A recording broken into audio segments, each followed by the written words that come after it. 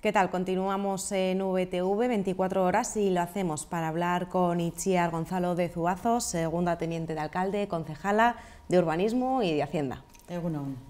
Muy buenas. Bueno, nos hemos despertado hoy con nieve en la ciudad, aparentemente ¿no? Todo transcurre con normalidad, pero siempre cuando hay nieve nos asustamos todos un poquillo. Así es, la verdad es que tenemos una ciudad muy bonita y con el blanco resplandece más, ¿no? Pero es cierto que bueno, pues no deja de generar ciertas incomodidades, sobre todo en lo que suponen los desplazamientos. Claro, la importancia de coger el transporte público, dejar un poquito el coche a un lado. Eso es, comentábamos que bueno, pues yo creo que es una opción importante que tenemos en la ciudad y de hecho yo creo que es lo que corresponde en estos casos. Si no es necesario, evitar coger el coche, utilizar el transporte público y bueno, pues cualquier incidencia comunicarla. Bueno, vamos a empezar hablando de la reactivación comercial de la calle San Prudencio. Estas últimas semanas todo el mundo estaba hablando, ¿no?, de lo que iba a suceder en esa zona. Actualmente, ¿en qué punto se encuentra el proyecto de esta zona? Bueno, ciertamente se genera una expectativa muy importante, ¿no? Nadie pues es ajeno a que estamos en un entorno, en un enclave en el centro de la ciudad esencial y bueno, pues es comprensible que exista esa expectación, ¿no? Y ante esta situación que bueno, pues nosotros la hemos tenido en cuenta ya desde hace mucho tiempo, al comprobar que efectivamente había un particular que de alguna forma estaba adquiriendo pues un conjunto de locales en esa manzana, teníamos interés por conocer qué es la pretensión, qué es lo que se quería desarrollar ahí. En este momento hay que tener en cuenta que, bueno, como he dicho, al tratarse de un proyecto de un particular, el ayuntamiento lo que hace es acompañar, saber, explorar las posibilidades que da el planeamiento en esa manzana para ver las posibilidades de desarrollo que tiene el mismo, ¿no? A fecha de hoy lo que podemos concretar es que sí que se ha solicitado una licencia en el ayuntamiento, en principio para realizar derribos, derribos en el interior de esa manzana. Y bueno, en principio también es necesario conocer con más detalle el proyecto que se quiere desarrollar. Entró muy recientemente en el Departamento de Urbanismo y ahora corresponde a los técnicos evaluar si efectivamente se corresponde con lo que el planeamiento nos permite. En cuanto a lo que, bueno, pues podamos conocer, lo que sabemos es en principio que se quieren hacer siempre locales hacia la calle, no galerías interiores, porque bueno, además es algo en lo que el propio sector del comercio pues tampoco comparte ese formato, ¿no? Y en ese sentido creo que el proyecto es positivo. ¿Tenéis ya algún documento técnico sobre el proyecto?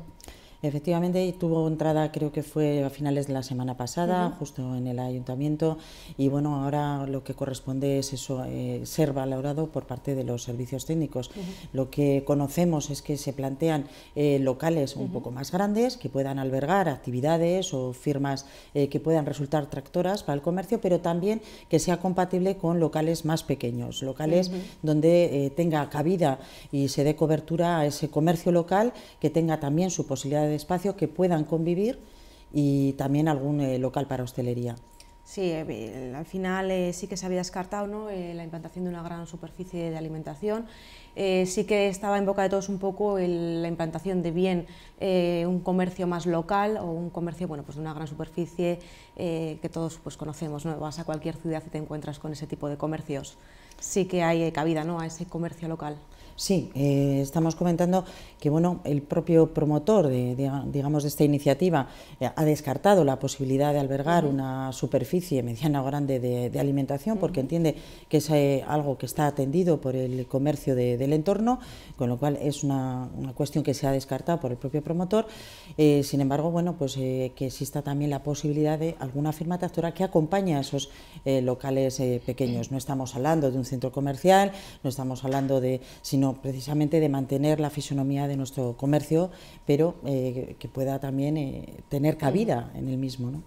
El concejal de Irabasi, Óscar Fernández, continúa manifestando que con este modelo se van a repetir los errores del pasado y que han dejado vacío de actividad, según señala esta zona. Bueno, lo cierto es que respecto a la cuestión que planteas, nosotros contrastamos con el comercio esta cuestión, nos reunimos mensualmente desde el Departamento de Desarrollo Económico, hay reuniones y concretamente para abordar esta cuestión también nos reunimos con el sector del comercio y no compartía esa visión, ¿no? O sea, sí que había un consenso en torno a no repetir el modelo de galería interior, sino a ser posible todos los locales que tengan su frente a la calle, que tengan su fachada a la calle, lo cual creo que es interesante y de alguna forma lo que desde luego no constatamos es que compartieran esa visión de que eso suponía ir en contra precisamente del modelo de comercio que queremos para esta ciudad.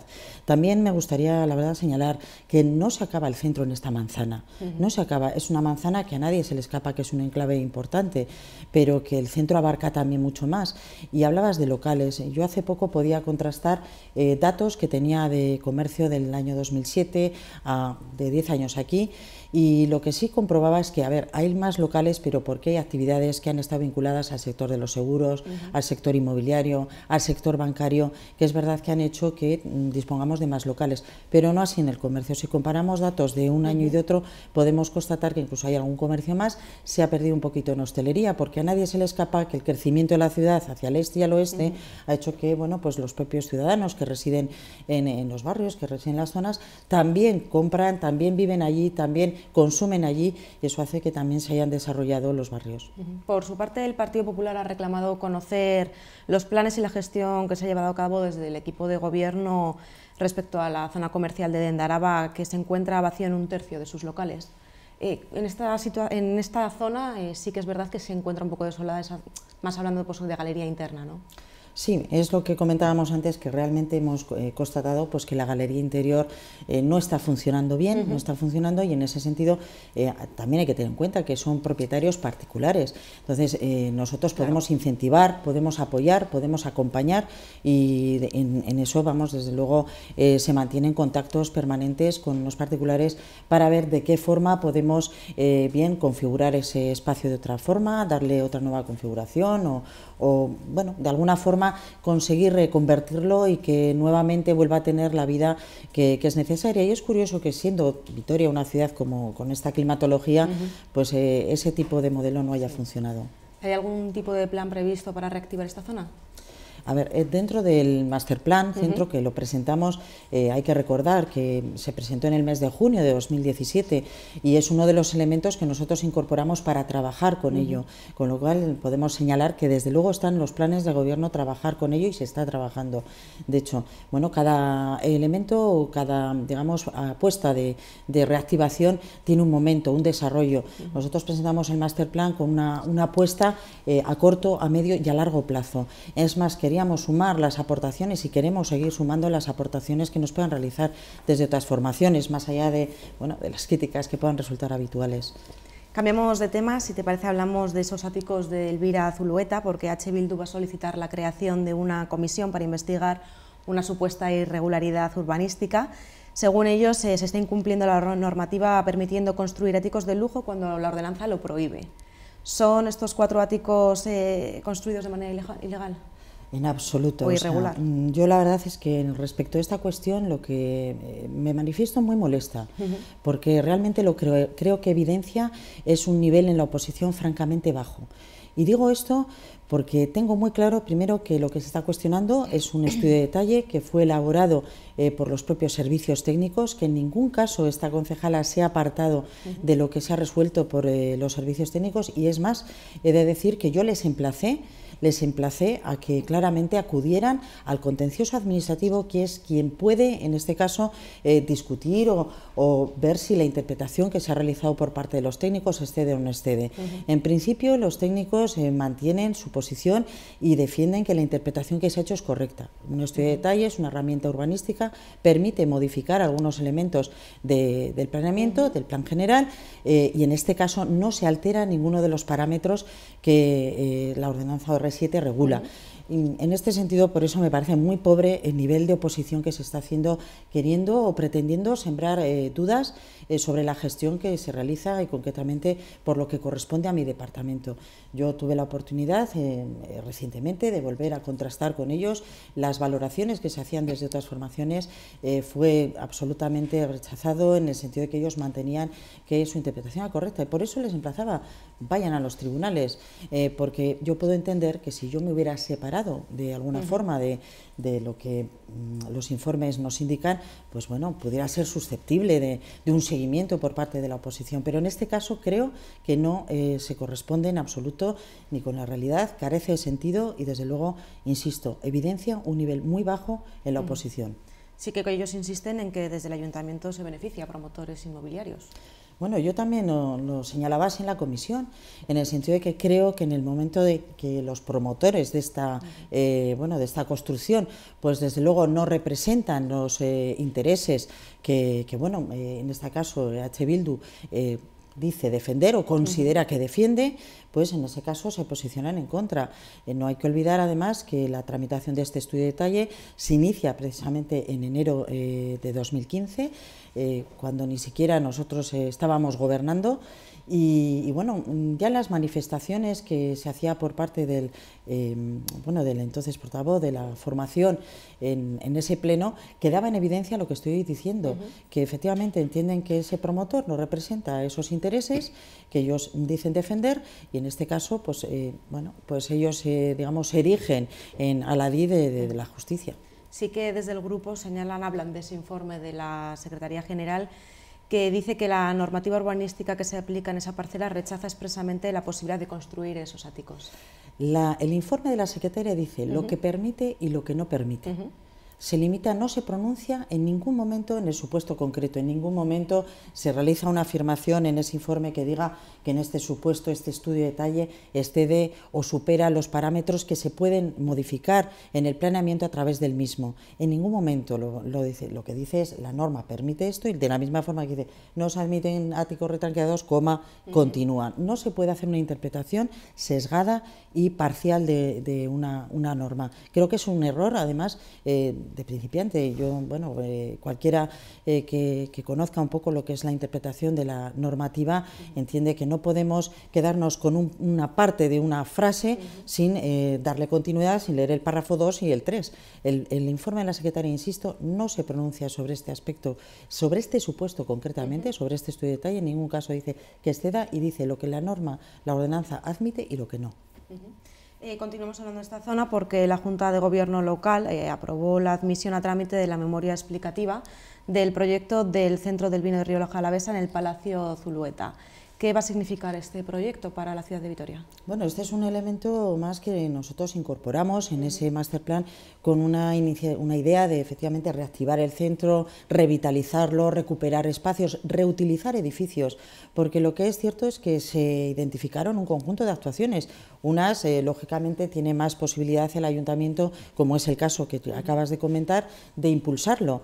Y en ese sentido se ha presentado una propuesta. Nosotros solamente lo que hemos hecho es admitirla a trámite y ahora, desde el interés general para la ciudad, configuraremos el correspondiente pliego para su licitación y promover en este sentido la concurrencia. Es una iniciativa que, como digo, creemos que va a ser buena para Vitoria, pero también buena para el territorio.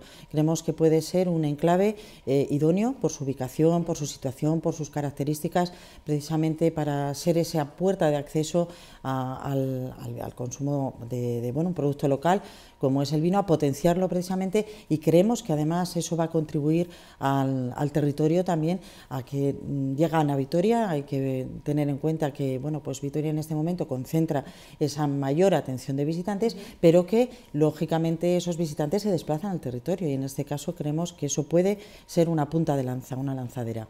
¿Los usos propuestos en la memoria explicativa para el Palacio Zulueta se ajustan a lo definido en el Plan General de Ordenación Urbana? Sí, en este caso hay una coincidencia entre el planeamiento y la propuesta que se pretende realizar.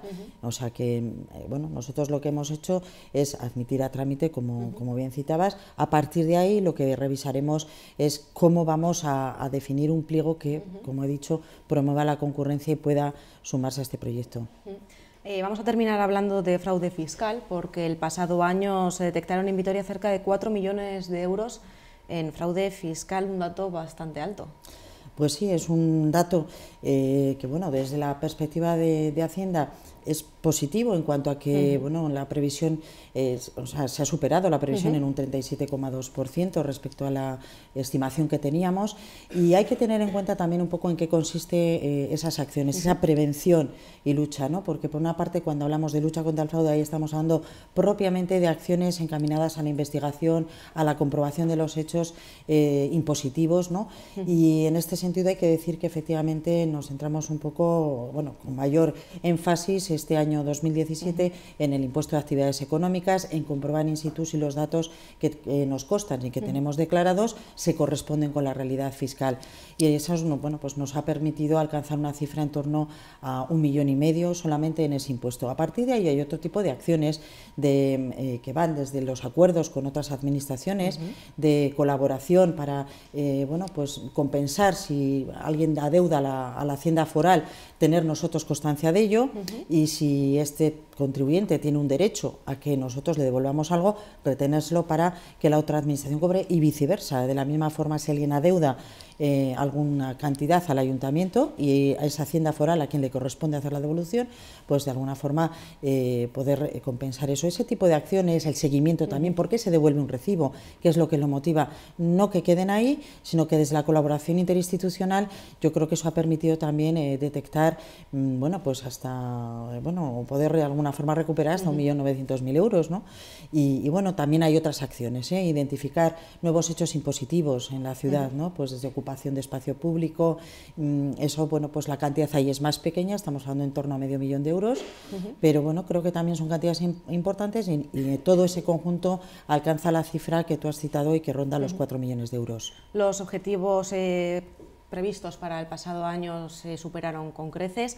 Para este 2018 se ha previsto acometer nuevas acciones en materia de prevención y lucha contra el fraude fiscal. Sí, de hecho el plan de prevención y lucha contra el fraude fiscal que se presentó en su momento contemplaba acciones en varios ejercicios, no solamente en un ejercicio. Las acciones de comprobación e investigación es cierto que es algo que puede ser ordinario en la labor que lleva el servicio de inspección de tributos, pero bueno, cada año vamos centrando el objetivo, digamos, en impuestos o en tributos distintos. Este plan tiene una vigencia de 3 años. ¿Cuál es la expectativa global para estos próximos 3 años? Bueno, en este momento no recuerdo hasta qué previsión de cifras hacíamos para ejercicios sucesivos, ¿no?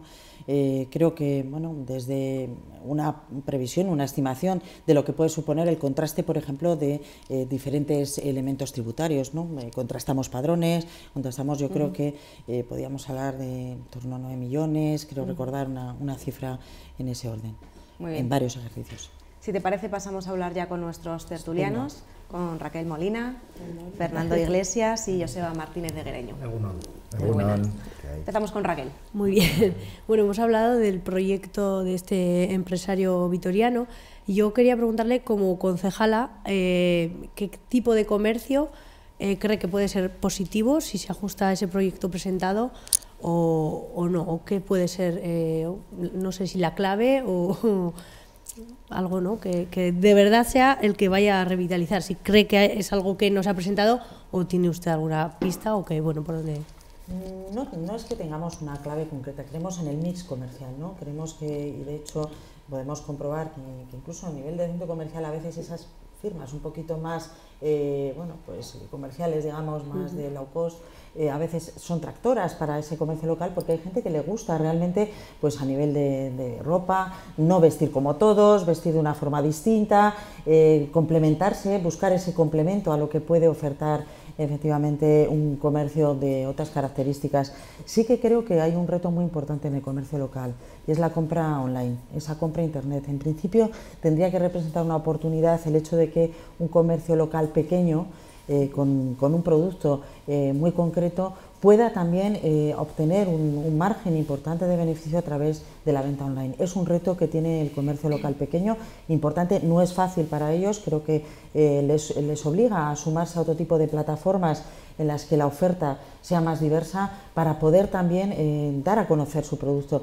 pero bueno, hoy en día a nadie le extraña el traer productos muy concretos, productos de calidad, productos que se distingan un poco por ese valor añadido que podemos introducir desde el comercio local y que bueno, sean pues transportados a cualquier otro punto del Estado, ¿no? Creo que en este sentido es un reto muy importante al que se enfrenta el comercio local.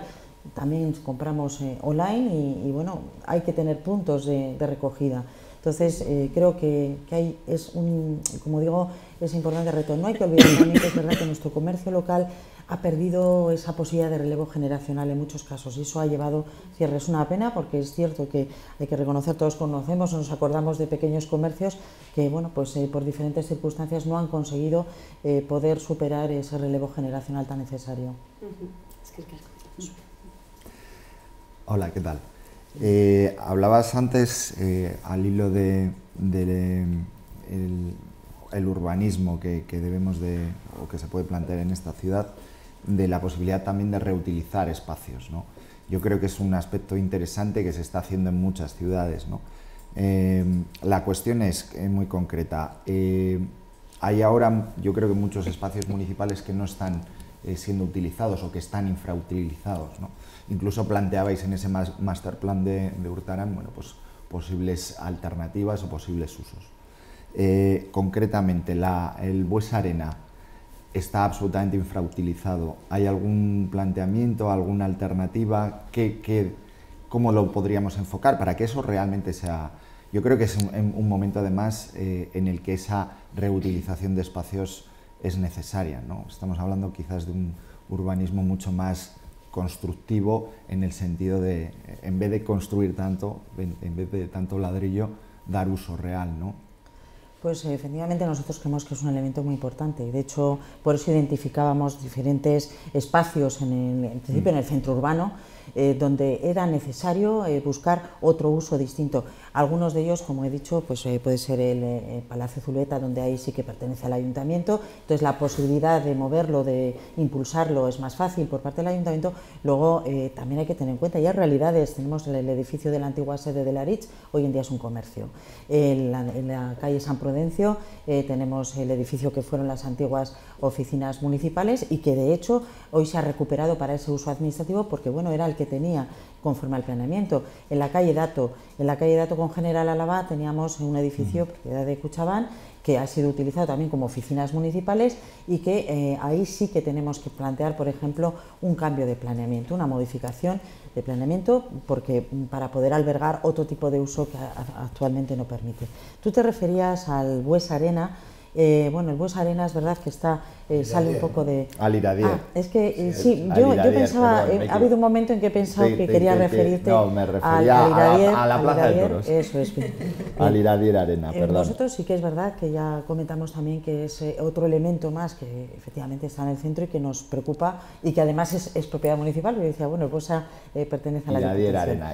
En este caso, lo que sí podemos decir es que necesitamos también incorporar y realizar inversiones importantes para que podamos potenciar otro tipo de usos distintos. En ese sentido, lo que ya hemos comentado, de alguna forma estamos intentando contactar con sponsors, con patrocinadores que de alguna forma nos ayuden a reactivar la actividad que pueda haber allí. En cualquier caso, también hay movimientos desde el Departamento de Cultura en orden a traer otro tipo de eventos, de actividades que podamos albergar en las condiciones en que se encuentra actualmente, porque bueno, no deja de ser un espacio interesante donde se pueden desarrollar actividades incluso de comercio para bueno, pues, ferias o pequeñas actividades de esas características que de hecho se realizan, pero tenemos que impulsar más. Quizá no tanto ahora mismo permite albergar actividades de carácter artístico, pues no sé, actuaciones, pues porque bueno, yo creo que es conocido un poco las dificultades en la sonoridad, en el aislamiento, que tanto hacia el entorno como en el interior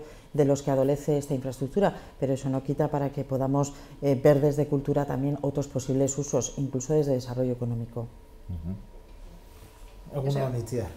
En el 2017 hemos visto cómo se ha incrementado muy considerablemente la recaudación por tema de multas por la ya famosa huelga de Celo, en el cual pues el incremento ha sido muy considerable y de dinero y también de cabreo mayúsculo de la ciudadanía. ¿No habéis pensado que ese incremento económico se debería de revertir de alguna forma a la sociedad y apaciguar de algún modo el cabreo mayúsculo de la ciudadanía? ¿Habéis pensado alguna forma de revertir la situación en ese sentido? Bueno, en primer lugar, a mí me gustaría señalar que, por supuesto, cualquier ingreso que vía por cualquiera de las vías tributaria o subvencional, aportaciones, desde luego va a tener esa reversión a la ciudad, no puede ser de otra forma.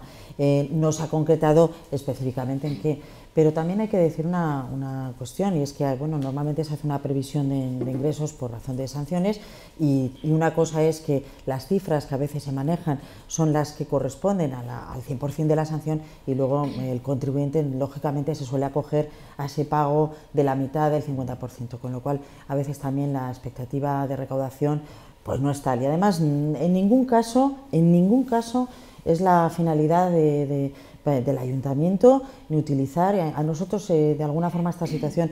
Por supuesto que nos preocupa, y lo hemos dicho, que no se puede tener a la ciudad como rehén para una negociación. De hecho, observamos incluso momentos en los que, bueno, pues de alguna forma podíamos decir que se había apaciguado esa sensación de sanción permanente, de vigilancia, porque bueno, pues el nivel de sanción estábamos hablando de 2 más o menos por policía diariamente. Creo que bueno, al final son 8 horas las que, 7, 8 horas las que se pasa en la calle, y bueno, pues no es un nivel de sanción tan alto. Pero en cualquier caso sí que esa percepción es innegable. Todos de alguna forma de repente nos hemos visto en situaciones que antes igual transitábamos con más tranquilidad y ahora todos estamos más atentos. Pero no es esa, desde luego, la finalidad recaudatoria en ningún caso. La finalidad es que se cumpla la normativa a la hora de circular y bueno, que eso vuelva a su orden, ¿no? a lo que puede ser un funcionamiento normal de esta actividad. Desde luego es un conflicto que bueno, pues hay que tener en cuenta que el ayuntamiento tiene en torno a más de 3.000 empleados. Y con esto lo que quiero decir es que las situaciones de conflicto laboral o de pues, estas tensiones deben ser y son normales en cualquier administración o en cualquier empresa que cuente con un número de trabajadores importantes. ¿Qué ocurre? Que en este caso afectan de forma muy directa a la ciudadanía, y por eso nosotros lo que queremos trasladar es que negociación, por supuesto, disposición a escuchar, sí, que pueden ser sus reivindicaciones perfectamente legítimas, pero que no se puede utilizar a la ciudadanía para conseguir un objetivo que puede ser legítimo, pero que en ningún caso, desde luego, vamos a apoyarlo. Si esa es la tesitura, nosotros no vamos a estar ahí. Bueno, pues vamos a dejarlo aquí. Es que ricasco, Itziar, ha sido un placer. Lo mismo. Y nos vemos en la próxima. Pues muchísimas gracias a vosotros y he estado muy a gusto. Muchas gracias. Nosotros despedimos a nuestra invitada y continuamos aquí en VTV con la tertulia.